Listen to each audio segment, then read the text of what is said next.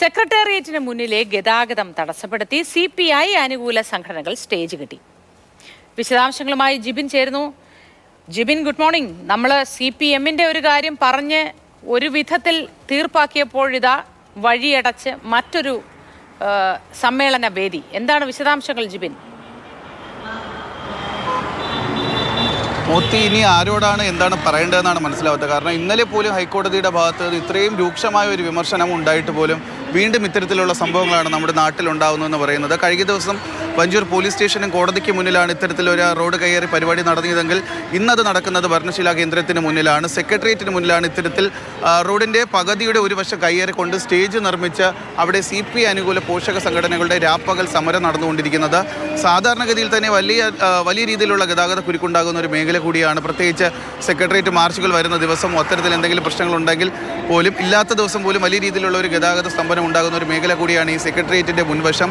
ഏറ്റവും എടുത്ത് പറയേണ്ട കാര്യം, ഏകദേശം ഒരു മാസം മുൻപാണ് ഈ റോഡ് മുറിച്ച് കടക്കുന്നതിനിടെ ഒരു വയോധികയ്ക്ക് ബസ്സിടിച്ച് ജീവൻ പോലും നഷ്ടപ്പെടുന്ന ഒരു അവസ്ഥയുണ്ടായ ഒരു സ്ഥലം കൂടിയാണ്. അവിടെയാണ് ഇപ്പോൾ ഈ ഒരു റോഡ് കയ്യേറിക്കൊണ്ട് റോഡിൻ്റെ ഒരു വശത്തിൻ്റെ ഏറെ ഭാഗവും കയ്യേറിക്കൊണ്ട് സ്റ്റേജ് നിർമ്മിച്ച് കസേരകൾ പോലും റോഡിലേക്ക് ഇട്ടുകൊണ്ടുള്ള ഒരു പരിപാടി നടത്തുന്നത്. ഇവർക്കൊക്കെ ആരാണ് പെർമിഷൻ കൊടുത്തത് എന്നുള്ള ഒരു കാര്യമാണ് ഇപ്പോഴും മനസ്സിലാവാത്തത്. ഇന്നലെ ഹൈക്കോടതി ചോദിച്ച അതേ ചോദ്യം തന്നെയാണ്, ആർക്കാണ് ഇവർക്ക് ഈ റോഡ് കയ്യേറിക്കൊണ്ട് സ്റ്റേജ് നിർമ്മിക്കുന്നതിനും ഇത്തരത്തിൽ പരിപാടി നടത്തുന്നതിനും വേണ്ടിയിട്ടുള്ള അനുമതിയൊക്കെ ആരാണ് കൊടുക്കുന്നതെന്നാണ് ഇപ്പോഴും മനസ്സിലാവാത്തത്. ഇന്നലെ പോലും ഇത്രയും വലിയൊരു വിമർശനം ഹൈക്കോടതിയുടെ ഭാഗത്തു നിന്നുണ്ടായിട്ടും, പ്രത്യേകിച്ച് സംസ്ഥാനത്ത് ഭരിക്കുന്ന പാർട്ടിക്ക് നേരെ തന്നെ ഇത്രയും ഭരിക്കുന്ന സർക്കാരിന്റെ നേതൃത്വം നൽകുന്ന പാർട്ടിക്ക് എതിരെ പോലും ഇത്രയും വലിയൊരു വിമർശനം ഉണ്ടായിട്ടും അവരോടൊപ്പം തന്നെ നിൽക്കുന്ന CPI അനുകൂല ഭരിക്കുന്ന മുന്നണിയിലെ ഒരു കൂട്ടരാണ് ഈ സമരം നടത്തുന്നത് എന്നാണ്.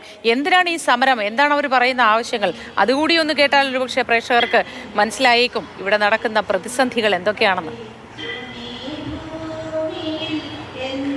മോത്തി, ഇത് പ്രധാനമായും CPI അനുകൂല പോഷക സംഘടനകളുടെ രാപ്പകൽ സമരമാണ് ഇവിടെ നടന്നുകൊണ്ടിരിക്കുന്നത്. ഈ ദൃശ്യങ്ങളിൽ കാണുന്നത് പോലെ തന്നെ AKSTU-ന്റെ, അതായത് ഓൾ കേരള സ്കൂൾ ടീച്ചേഴ്സ് അസോസിയേഷൻ്റെ യൂണിയൻ്റെ പെൻഷൻ സംരക്ഷണത്തിനായുള്ള സമരം, അതുപോലെ തന്നെ KGOF കേരള ഗസറ്റഡ് ഓഫീസേഴ്സിൻ്റെ അവരുടെ പെൻഷൻ സംരക്ഷണത്തിനായുള്ള സമരം. അത്തരത്തിൽ ഈ CPI അനുകൂല പോഷക സംഘടനകളെല്ലാം ചേർന്നുകൊണ്ട് അവരുടെ പെൻഷൻ സംരക്ഷിക്കുന്നതിന് വേണ്ടി നടത്തുന്ന ഒരു സമരത്തിൻ്റെ അവസ്ഥയാണിത് കാണുന്നത്. ഇപ്പോൾ രാവിലെ തന്നെ ഇത്രയും തിരക്കാണ് ഈ സ്റ്റേജിന് മുന്നിലൊക്കെ അനുഭവപ്പെടുന്നത്. ഇനി ഈ കൂടുതൽ ആളുകളൊക്കെ ഇവിടേക്ക് എത്തിക്കൊണ്ട് പിന്നീട് ഈ ഓഫീസൊക്കെ തുടങ്ങി വന്ന ആ ഒരു സമയമാകുമ്പോഴത്തേക്ക് വലിയൊരു ഗതാഗത സ്തംഭനം തന്നെ എന്തായാലും ഈ ഒരു മേഖലയിലും ഉണ്ടാകും. മോത്തി, സ്വന്തം മുന്നണി ഭരിക്കുമ്പോൾ ഇത്തരത്തിലൊരു സമരം നടത്തേണ്ടി വരുന്നത് തന്നെ ഇവരുടെ ഗതികേടാണ്. അതൊരു വശത്ത് നിൽക്കട്ടെ, പക്ഷെ അപ്പോഴും പൊതുജനങ്ങൾ ഇതൊക്കെ എന്തിനു മിണ്ടാതെ സഹിക്കണം എന്നതാണ് ചോദ്യം.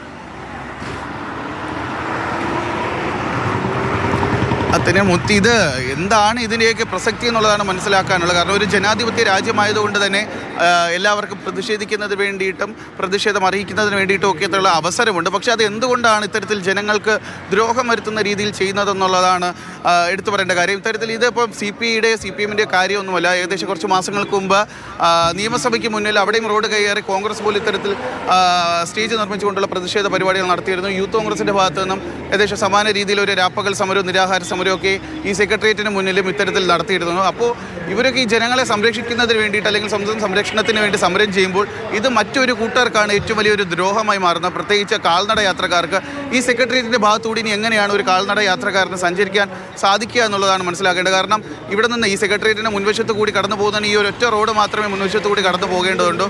അവിടെ ഈ ഒരു ഫുട്പാത്ത് മുഴുവനായും കയ്യേറിയും, അത് പോരാഞ്ഞിട്ടാണ് ഈ റോഡിൽ കൂടി കയ്യേറി അവിടെയും മാറ്റിട്ട് അവിടെയും കസേര വിരിച്ചുകൊണ്ട് ഈ ഒരു സ്റ്റേജൊക്കെ തന്നെ നിർമ്മിച്ചിരിക്കുന്നത്. ഇത് ഇവിടെ കാൽനട യാത്ര എങ്ങനെയാണ് സാധ്യമാകുക എന്നുള്ളതാണ് ഏറ്റവും വലിയ ചോദ്യം. മൊത്തം ഞാൻ നേരത്തെ പറഞ്ഞൊരു കാര്യമുണ്ട്, അതായത് ഈ റോഡിൽ കൂടി നടക്കാൻ സാധിക്കാത്തത് കൊണ്ടാണ് ഏകദേശം ഒരു മാസം മുൻപ് ഒരു വയോധിക ഈ റോഡ് ക്രോസ് ചെയ്ത് ഇപ്പുറത്തേക്ക് വന്നത്. അപ്പോഴാണ് അവരെ ബസ് തട്ടി അവർക്കൊരു ദാരുണം സംഭവിച്ചത്. അത്തരത്തിൽ അതായത് വലിയ ഗതാഗത കുരുക്കുള്ള ഒരു മേഖലയാണ്. ഈ MG റോഡ് വഴി വാഹനങ്ങൾ ഒട്ടനവധി പോകുന്നതാണ്. പ്രത്യേകിച്ച് സൂപ്പർ ഫാസ്റ്റ് ബസ്സുകൾ ഉൾപ്പെടെയുള്ളവ കടന്നു പോകുന്ന ഒരു മേഖലയാണ്. ഇപ്പോൾ ഈ കാൽനട യാത്രക്കാർ ഇനി ഏത് വഴി പോകുന്ന അറിയില്ല. എന്തായാലും ഇവിടെ ഒരു മേൽപ്പാലം അങ്ങനത്തെ സൗകര്യങ്ങളൊന്നും ഈ ഒരു ഭാഗത്ത് ഒരുക്കിയിട്ടില്ല. ആകെയുള്ളത് ഈ ഒരു ഫുട്പാത്ത് മാത്രമാണ് ഇവിടെ കടന്നു പോകുന്നതിന് വേണ്ടി. ആ ഒരു ഫുട്പാത്ത് കൊതുക് ശല്യം ഉണ്ടാകാതിരിക്കാൻ പുകയൊക്കെ അടിക്കുന്നുണ്ട്. കൊതുക് ശല്യം ഇല്ലാതിരുന്ന സമ്മേളനത്തിൽ പങ്കുകൊള്ളാനുള്ള സൗകര്യങ്ങളൊക്കെ ഒരുക്കുന്നുണ്ട്. പക്ഷെ അപ്പോഴും ഈ റോഡിന്റെ പകുതിയോളം കയ്യേറിയ സ്ഥിതിക്ക് കാൽനട യാത്രക്കാരെങ്ങനെയാണ് അതുവഴി നടന്നു പോവുക? അവിടെ ഒരു ഫുട്പാത്ത് ഉള്ളതാണ്. ആ ഫുട്പാത്ത് വഴി എങ്ങനെയാണ് ജനങ്ങൾ നടന്നു പോവുക? അതുമല്ല, ഈ പകുതി ഭാഗത്തൂടെ വാഹനങ്ങൾ കടന്നു പോകുമ്പോൾ ഒരുപക്ഷെ ഈ സമ്മേളനത്തിൽ പങ്കെടുക്കുന്നവർക്ക് കൂടി ആപത്തുണ്ടാകാനുള്ള സാധ്യതയുണ്ട്. മോത്തി ഈ പരിപാടിയുടെ ഉദ്ഘാടകനായി എത്തുന്നത് നമുക്കിപ്പോൾ ഇവിടെ വച്ചിരിക്കുന്ന ഫ്ലെക്സുകളിൽ നിന്ന് കണ്ടാൽ മനസ്സിലാവുന്നത് ഈ പരിപാടിക്ക് ഉദ്ഘാടനമായി എത്തുന്നത് CPIയുടെ സെക്രട്ടറി ബിനോയ് വിശ്വമാണ് ഈ ഒരു പരിപാടി ഉദ്ഘാടനം ചെയ്യുന്നതിന് വേണ്ടിയിട്ട് എത്തുന്നത്.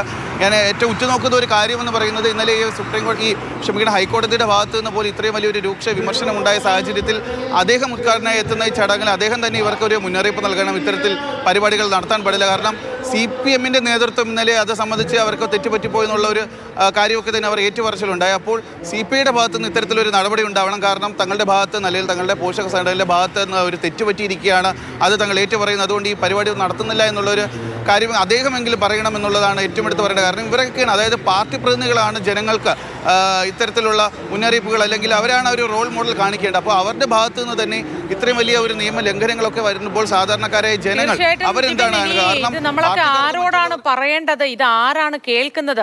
വാർത്തകളിലൂടെയും മറ്റും ഇത്തരം കാര്യങ്ങൾ ഇവരാരും അറിയുന്നില്ലേ എന്ന് ആലോചിക്കുമ്പോൾ എന്താണ് പറയേണ്ടതെന്ന് പോലും വാക്കുകൾ കിട്ടാതായി പോകുന്നുണ്ട്. കാരണം ഹൈക്കോടതി അത്ര അധികം രൂക്ഷമായ ഭാഷയിലാണ് ഇക്കഴിഞ്ഞ ദിവസം വിമർശിച്ചത്.